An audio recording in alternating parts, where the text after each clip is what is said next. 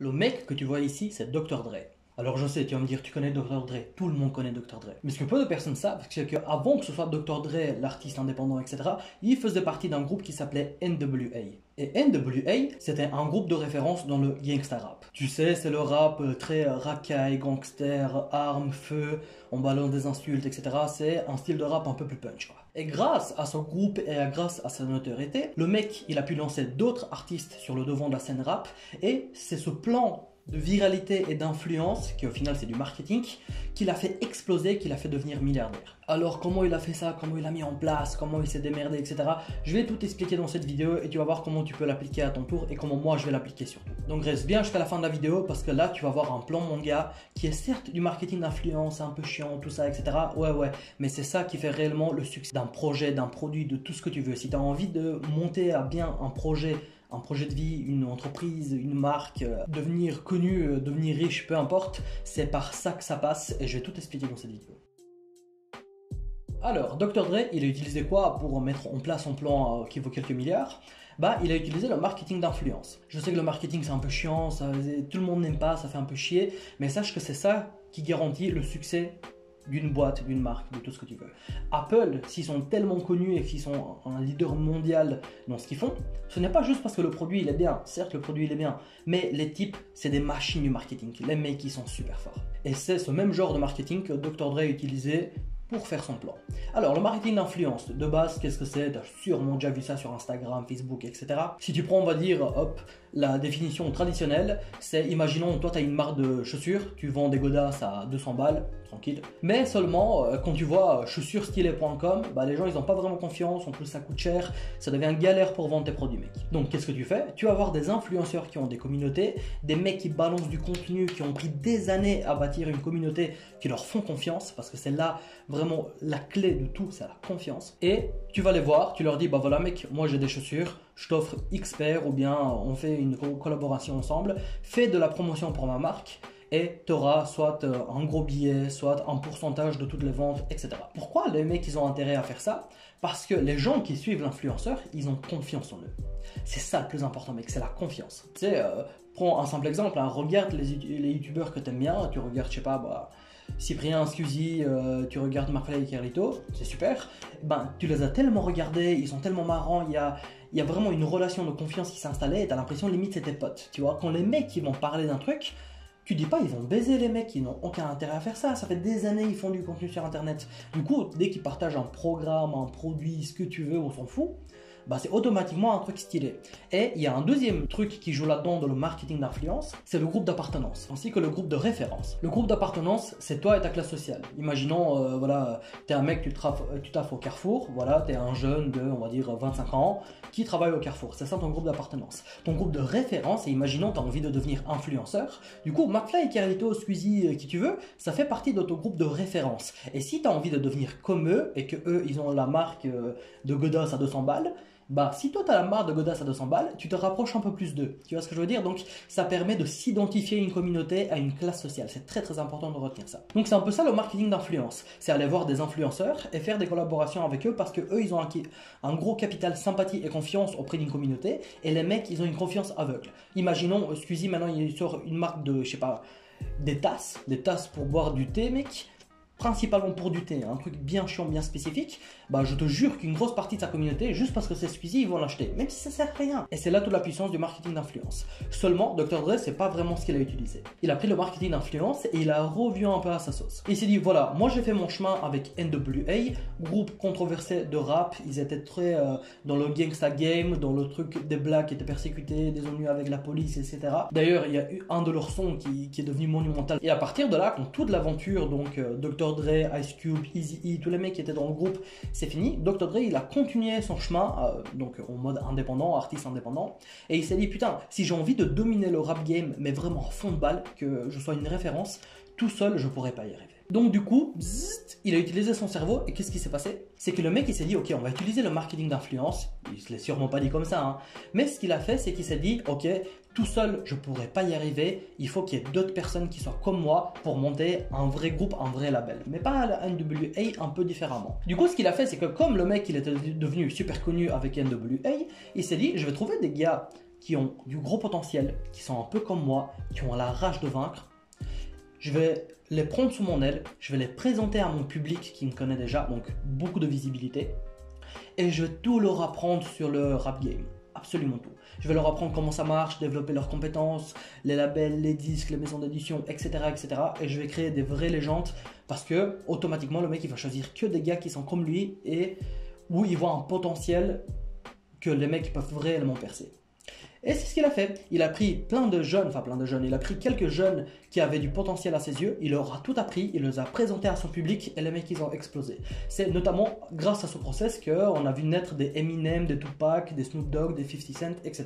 Donc du coup ce qui s'est passé c'est que Dr. Dre, certes il était toujours très connu, il est devenu de plus en plus connu, mais à côté il avait un label de quelques gars qui pèse de ouf. Oublie pas, on parle de Eminem, 50 Cent, Snoop Dogg, des Tupac, donc vraiment des mecs qui sont devenus des légendes du rap game, et ils travaillaient ensemble. Les mecs, il leur a dit, bah voilà les gars, moi je vais vous rendre connus, riches, célèbres, tout ce que tu veux, vous allez être dans le rap game à fond de balle à mes côtés, et en échange, on fait des partenariats, je touche une partie de vos revenus, on fait un label de rappeurs. À côté de ça, purement le milieu du rap, il a compris que l'influence, ça allait beaucoup apporter. Du coup, il a eu des très très bonnes relations avec des grands sportifs, par exemple LeBron James. Et ce qui se passe, c'est que le mec, il a développé son empire comme ça, il a eu plein de contacts, il a travaillé avec des gars dans le rap game, il a entretenu des très bonnes relations avec des grands sportifs, des mecs qui ont beaucoup de visibilité. Et qu'est-ce qui s'est passé? À un moment donné, il s'est dit, je vais créer une marque. On est des rappeurs, on est dans le milieu gangsta, on est dans le milieu de la musique. Ce qu'il a créé, c'est une marque d'écouteurs. La marque d'écouteurs, Beats. Peut-être que tu ne le savais pas, mais mec, avant, le propriétaire de la marque Beats, celui qui a créé, celui qui l'a inventé, qui l'a fait connaître, c'est Dr. Dre. Et ce qui se passe, c'est que même si Dr. Dre était très connu, donc dès qu'il sort une marque, bah, comme je te dis, la tasse de thé de Squeezie, je sais pas quoi, ça allait d'office être très connu et bon succès quoi. Mais pour que, par exemple, Squeezie vende sa marque 3 milliards, ah bah mec, il faut beaucoup plus que quelques millions de personnes qui utilisent ta marque, etc., qui sont des fans. Du coup, Dr. Dre, qu'est-ce qui s'est passé? Il a tout son label, il a tous ses potes, il s'est créé un empire de ouf. Dès qu'il a sorti Beats, il a pris tous ses potos et il les a tous foutus un caisse sur les oreilles. Voilà, à partir de maintenant, c'est ça que vous écoutez, c'est avec ça que vous faites de la visibilité, de la promotion, etc. Et ce qui se passe, c'est, rappelle-toi du groupe d'appartenance et de groupe de référence. Tous les mecs qui veulent devenir des rappeurs, des gangsters, des mecs qui sont dans la musique ou quoi que ce soit, qui admirent Dr. Dre et ses potes, et ils se disent quoi? Bah putain, mais automatiquement, si eux ils ont ça, si j'ai la même chose, ça va me rapprocher un peu de leur niveau. Tu te dis pas ça consciemment, mais inconsciemment c'est comme ça que ça se joue. Donc du coup, quand toi t'es fan d'Eminem, tu le vois porter du Beats, t'es fan de Snoop Dogg, tu le vois porter du Beats, t'es fan de LeBron James, tu as envie de mettre des gros dunks sa mère, tu vois qu'il porte du Beats. Ce qui est important, c'est que tu voudras un putain de Beats, un putain de casque Beats, des écouteurs Beats, tu as envie de les avoir. Et ce qui fait que la marque Beats, mec, devient monumentale. Ça devient vraiment un phénomène de mode. Et donc, une fois que la marque a bien grandi, qu'il y a beaucoup de visibilité, qu'il y a beaucoup de célébrités qui en portent, qui font la promotion, etc., à travers leur lifestyle, tu vois, ou les endroits où ils s'affichent avec la marque Beats, bah, automatiquement, Dr. Dre il a pu vendre ça une tonne. Et ce qui s'est passé, c'est que la marque qui a acheté Beats, c'est Google. Et Google a racheté Beats pour 3 milliards. Mec, 3 milliards. J'espère que tu comprends la puissance du marketing d'influence et comment ça a été utilisé de manière un peu nouvelle pour créer un empire. Bon, maintenant, entre toi et moi, hein, le frérot Dr. Dre, il était déjà bien connu de base. Donc, il a pu mettre en place un plan. Maintenant, comment moi et toi, on peut faire la même chose, tu vois? Comment on peut mettre en place une stratégie de ouf sur du marketing d'influence? Parce que, mec, l'influence, c'est tout. C'est que dès qu'il y a des personnes que tu suis, en qui tu as confiance, automatiquement, d'une manière ou d'une autre, tu es poussé à les suivre, à faire comme eux, à suivre leur avis, etc. Imaginons Michael Jackson s'il était encore en vie et qu'il balançait une marque de chaussures. Mec, ça exploserait de ouf juste parce qu'il est très connu.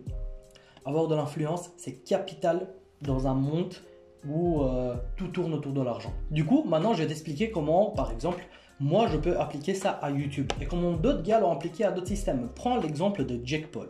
YouTubeur américain, le mec il doit avoir plus de 20 millions d'abonnés, 22 millions d'abonnés, je sais plus. Et le mec il a utilisé exactement le même système. Une fois que le mec il s'est fait connaître et qu'il faisait beaucoup de bruit parce qu'il faisait beaucoup de conneries, c'est le mec il cramait des matelas pour se faire des marshmallows, des conneries comme ça, juste pour faire des vues. Et il faisait des trucs de ouf, hein. Le mec est complètement barge. Bah ce qu'il a fait c'est qu'une fois qu'il est devenu très connu, il a chopé des nouveaux talents qui avaient le potentiel de grandir comme lui, d'être très connus. Des mecs qui avaient genre 10 000 abonnés, 20 000 abonnés sur Instagram, YouTube, des conneries comme ça. Il les a tous invités chez lui à LA. Pendant un mois, ils ont fait des vidéos ensemble. Il les a présentés à son public. Les mecs, ils ont accroché de ouf. Et ce qui s'est passé, c'est que ces nouveaux talents que Jake Paul a recrutés, ils sont vite passés de 10, 20 000 abonnés à 500 000 en un mois. Tu te rends compte de la puissance du bordel, mec? Et donc, du coup, quand Jake Paul, il faisait son délire avec les nouveaux talents, etc., le mec, il a créé un label d'influenceurs. Ce qui fait que quand toi, tu vois que Jake Paul a fait genre 20 millions de vues sur une vidéo, ce que tu vois pas, c'est que tous les mecs, les 10 autres types qui sont influenceurs dans son label, c'est que à eux 10, ils ont encore fait genre 200 millions de vues. Et la moitié de tout ça va à Jake Paul parce que c'est lui qui les a foutus devant, c'est lui qui les a fait connaître, c'est lui qui leur a tout appris.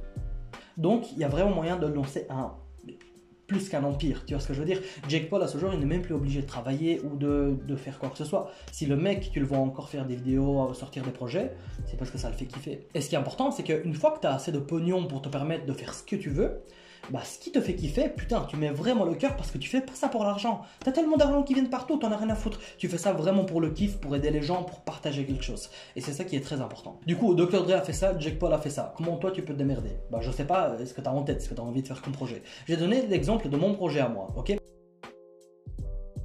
Moi, j'ai envie de défoncer YouTube, mais à un point hardcore, tu vois. J'ai envie de m'imposer dans le YouTube game au niveau de entrepreneuriat, ok, mais à tout niveau, hein. Que ce soit business en ligne, crypto, immobilier, bourse, tout ce qui est faire du pognon et créer des projets, tu vois, des marques, des entreprises, etc. Je veux être une personne de référence.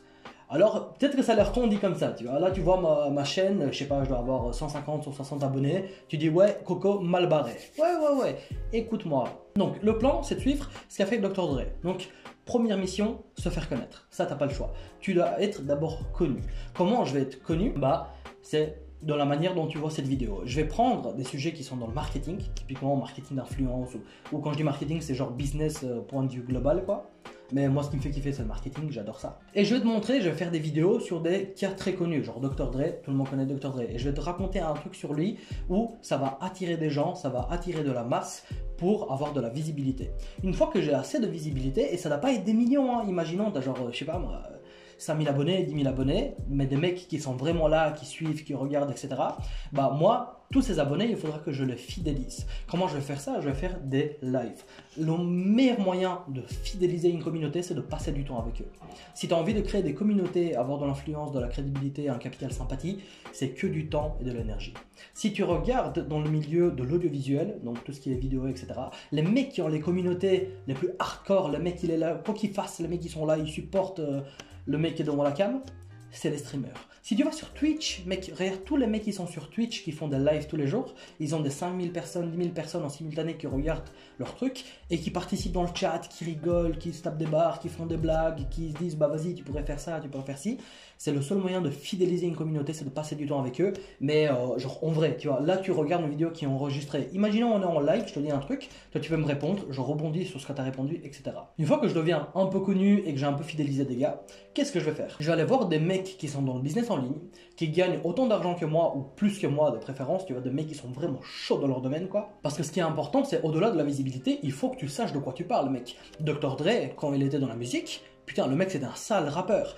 Jake Paul, quand il était dans la vidéo, le mec, il faisait des vidéos de ouf qui faisaient des millions de vues. Moi, je parle de business, de marketing, je suis pas un milliardaire, hein, mais je fais du pognon, tu vois. Une fois que tu as dépassé les 10-20K par mois, là tu peux dire, ok, je sais à peu près de quoi je parle, je peux avoir la prétention d'expliquer à des gens comment ils doivent se démerder. Et ben moi, mon truc, donc ça va être le marketing, et je vais aller voir des gars qui sont dans le même style que moi.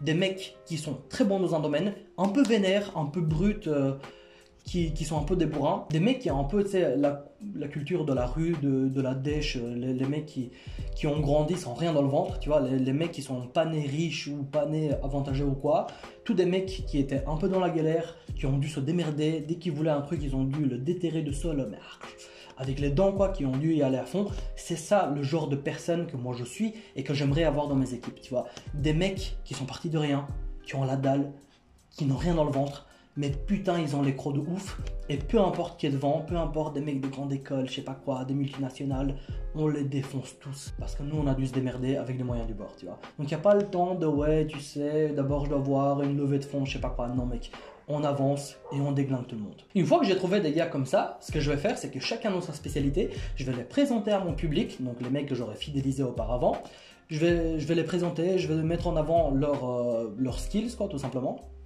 Et après, on va faire des vidéos YouTube ensemble avec ces mecs et je vais faire des canaux, des chaînes YouTube pour chaque truc différent. Imaginons. Il y a moi ici qui fait des vidéos, ok? Moi, mon métier, c'est faire de la visibilité, faire de la masse, attirer des gens qui vont être intéressés par le milieu de l'entrepreneuriat, etc., qui ont envie de se bouger, qui ont envie de créer quelque chose, ok? À partir de là, de cette chaîne-là qui est juste pour de la visibilité, je vais envoyer des gens, voilà, si vous êtes intéressé par le business en ligne, allez voir ce canal-là, business, qui va être genre maintenant Business of Anarchy. Et là-dessus, vous aurez genre 3 ou 4 mecs sur la chaîne, chacun une spécialité. Il y en a un, il est dans le marketing, il y en a un, il est dans le SEO, il y en a un, il est dans la publicité, etc., etc. Et tous ces mecs que moi je vais recruter, que je vais présenter à mon public, ils vont faire des vidéos avec moi. Ils vont faire des vidéos et chacun aura un programme à vendre. Sur tout ce que ces mecs font, moi je touche la moitié. Et eux, ils continuent à monter leur business. À partir de là, encore une fois, j'ai ma chaîne principale ici. Si je parle d'un projet crypto, je sais pas, imaginons Amixem qui a sorti son bracelet, tu sais, avec des trucs de lune, de Mars, etc. et qui vend ça en NFT, bah, je vais parler de ça ici. Boum, si vous êtes intéressé par les NFT, il y aura un canal genre Crypto of Anarchy. Et là-dessus, il y aura pareil 3 ou 4 mecs avec moi qui vont faire des vidéos, qui vont expliquer les concepts et qui chacun vont vendre un programme où moi je vais prendre la moitié. Et puis mec, t'enchaînes de tout, hein. Ta chaîne principale ici, tu parles d'immobilier, boum, va voir la chaîne immobilier, boum, tu parles de bourse, va voir la chaîne bourse, et ainsi de suite. Comme ça, toi, dès qu'il y a un milieu qui est là pour faire du pognon, qui est là dans le dur, quoi, on parle de immobilier, entrepreneuriat, crypto, bourse, business physique, peu importe, mais putain mec, peu importe, j'aurai un canal avec quelques gars qui sont des bêtes dans le milieu, qui vont faire des vidéos où moi je vais leur apprendre tout ce qu'il faut savoir sur YouTube, etc. pour avoir de la visibilité. Les mecs, ils font des vidéos, ils chopent des gens qui sont intéressés par le domaine, ils vendent leur programme parce que les mecs c'est des tueurs, ils sont super forts.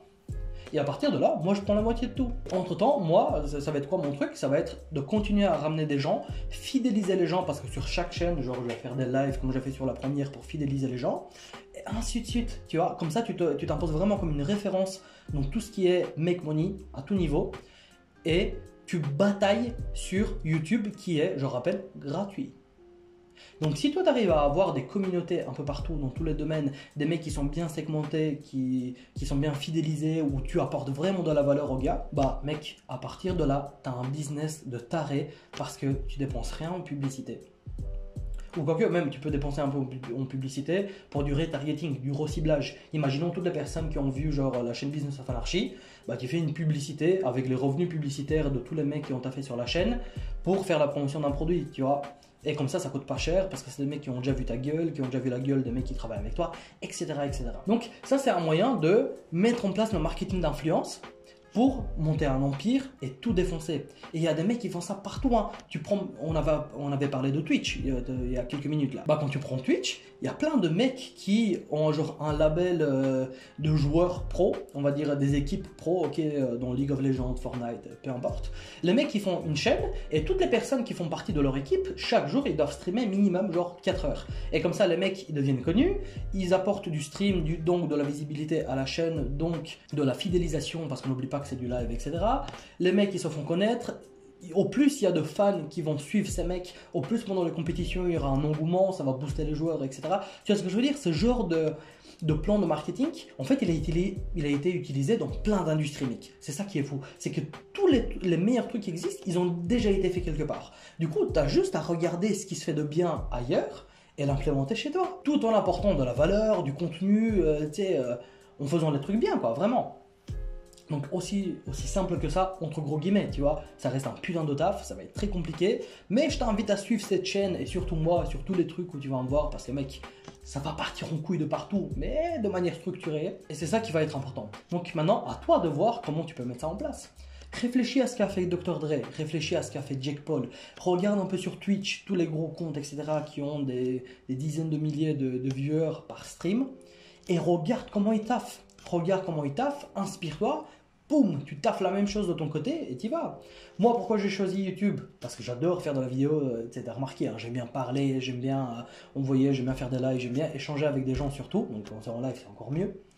Et surtout, c'est quelque chose qui est assez naturel pour moi. Tu vois, être devant une cam et parler et te regarder, etc., bah, c'est assez facile. Et si maintenant tu me dis, bah voilà, fais 50 articles de blog pour expliquer je sais pas quoi, mec, putain, dur, quoi. Je suis déprimé, je suis là à taper. Je suis pas un mec littéraire, tu vois. Je suis pas un mec qui adore écrire. Ça me prend. Je vais le faire, hein, tu vois. Si je dois le faire, je vais le faire. Mais ça me prend énormément d'énergie. Mais vraiment beaucoup d'énergie. Et beaucoup plus de temps que ça devrait prendre pour quelqu'un d'autre qui est plus dans ce style-là, tu vois. Un peu introverti derrière le PC, qui aime bien être tranquille, chiller, écrire, etc. C'est pas mon style. Moi, j'aime bien être au contact des gens, devant, parler, bouger, gesticuler comme un malade. C'est ça mon truc. Donc, c'est ça qui va me correspondre. Et c'est pour ça que j'ai choisi YouTube. Donc, voilà, mec. J'espère la vidéo t'a plu. T'as vu comment Dr. Dre, il a mis ce plan en place de taré pour construire un empire, pour vendre sa marque pour 3 milliards. Suis Jake Paul aussi. Tu vas voir comment ce mec, il va décoller. Et d'ailleurs, maintenant, il est en train de tout niquer dans la boxe. Et suis-moi aussi sur ce canal, hein. Mets un like, abonne-toi, vas-y la totale, lâche des commentaires, partage la vidéo. Parce que c'est un truc important, mec, hein, c'est un truc important. Tout ce monde tourne autour de l'économie et du pognon. Faire quelque chose où tu es vraiment libre financièrement, tu vois, où tu peux faire ce que tu veux, où t'emmerdes tout le monde, t'as rien à foutre, tu balances, tu fais tes kiffs, c'est très important. En tout cas, à mes yeux, c'est ce qui me permet d'être libre, tu vois, faire du pognon, aider les gens, c'est ce qui me permet d'être libre et me sentir accompli en tant qu'homme, tu vois. Donc voilà, j'espère la vidéo t'a plu, mec, mets un like, mets un commentaire, et si tu le souhaites, t'aimes bien le business en ligne, t'as kiffé la vidéo, tout ça, je te mets un lien dans la description, c'est mon Telegram privé, tout au long de la semaine, je te partage un peu mes réflexions, ce que je fais dans le business, combien je gagne, et tous les samedis, vers 19 h, on fait un petit live, t'as juste à te connecter avec ton tel sur le live, t'allumes ta cam si t'as envie, ton micro, tu me racontes tes soucis de business, ce que tu as envie de faire, etc. Et moi, je te donne la réponse à tout. Je te dis ce que j'en pense, je te dis ce que j'aurais fait, comment tu peux te démerder, etc. C'est un partage, c'est à ça que ça sert une communauté et c'est ça qu'on est en train de créer, mon gars. Donc voilà, j'espère que la vidéo t'a plu. Ciao, ciao.